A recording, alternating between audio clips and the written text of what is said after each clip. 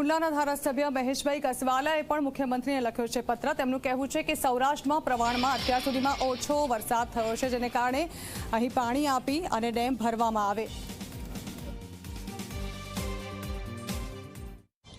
ગુજરાતની જીવાદોરી નર્મદાના નીરથી આજે નર્મદાનો ડેમ ભરપૂર ભરાઈ ચૂક્યો છે। વધારાનું પાણી પણ આજે નદીની અંદર છોડવામાં આવ્યું છે।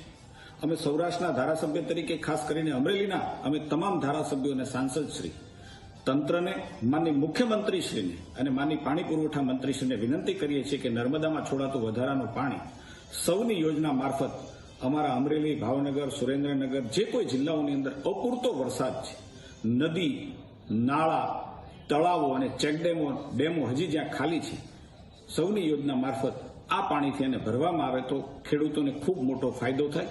આવનારા વર્ષની ચિંતા પણ ઓછી રહે। એટલા માટે અમે ફરી વિનંતી કરીએ છીએ કે આ દિશામાં ઝડપથી વિચાર કરી અને નિર્ણય લેવામાં આવે।